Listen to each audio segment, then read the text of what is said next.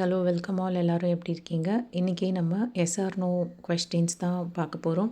So உங்கள் மனசில் ஏதாவது ஒரு கேள்விகள் வச்சுட்டு நம்பர் 1, நம்பர் 2, நம்பர் 3 3 நம்பரில் ஏதாவது ஒரு நம்பர் சூஸ் பண்ணிக்கோங்க. டக்குன்னு சூஸ் பண்ண முடியாதவங்க வீடியோவை பாஸ் பண்ணிவிட்டு சூஸ் பண்ணிக்கோங்க.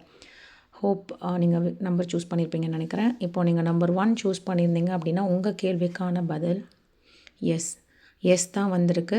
ஸோ நீங்கள் பணம் சம்மந்தப்பட்ட விஷயங்களா யோசிச்சுருக்கீங்க, வருமா வராதா, இல்லை வந்து இன்வெஸ்ட்மெண்ட் பண்ணலாமா, அதில் லாபம் இருக்குமா, அந்த மாதிரி கேள்விகள் கேட்டிருந்தீங்க அப்படின்னா நம்பர் 1க்கு கண்டிப்பாக எஸ். ஏதாவது ஒரு புதுசாக ஏதாவது ஒன்று ஸ்டார்ட் பண்ணலாமான்னு நினச்சிருந்தீங்கன்னா தாராளமாக ஸ்டார்ட் பண்ணுங்கள். அது உங்களுக்கு சக்ஸஸ் கொடுக்கும். நம்பர் 1 சூஸ் பண்ணவங்களுக்கு. நீங்கள் நம்பர் 2 சூஸ் பண்ணியிருக்கீங்க அப்படின்னா நீங்கள் யாராவது ஒருத்தவங்க ஃபாலோ பண்ணி போகிறவங்க கரெக்டான பர்சன்ஸா அப்படின்னு பாருங்கள். இப்போ யாராவது ஒருத்தவங்க சொல்லி அதில் இன்வெஸ்ட் பண்ணுறீங்களோ, இல்லை வந்து நீங்கள் ஒருத்தவங்களை அவங்க இப்போ இன்னொருத்தர் மூலியமாக இது பண்ணிப்பார் அப்படின்னு உங்களுக்கு சொல்கிறாங்க. ஸோ அதை நீங்கள் புதுசாக ஒரு விஷயம் எடுக்கணும்னு நினைக்கிறீங்க அப்படின்னா அந்த விஷயம் கரெக்டாக இருக்கா, அந்த பர்சன் கரெக்டான ஆளான்னு கொஞ்சம் யோசிங்க. நீங்கள் கொஞ்சம் ஹோல்டு பண்ணுங்கள்.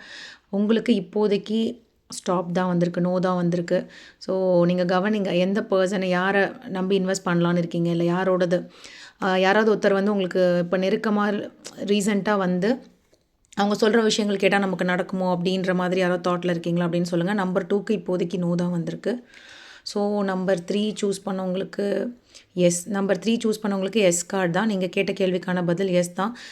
நிறைய நியூ ஐடியாஸ் க்ரியேட்டிவாக யோசிச்சுருப்பீங்க. நிறையா க்யூரியாசிட்டியாக இருக்கும். ஒரு விஷயத்தை ஆராய்ச்சி பண்ணணும், அது என்னென்னு தெரிஞ்சுக்கணும், அது படிக்கணுமா வேணாமா, அந்த விஷயத்தில் என்னென்னு போய் பார்த்துடலாமா, அந்த மாதிரி உங்கள் கேள்விகள் இருந்துச்சுன்னா உங்களுக்கான நீங்கள் என்ன கேள்விகள் கேட்டிருந்தாலும் நம்பர் 3க்கு எஸ் கார்டு தான் வந்திருக்கு. ஹோப் வீடியோ யாருக்கு எப்படி ரெசனேட் ஆச்சுன்றதை எனக்கு கமெண்ட் பண்ணுங்கள்.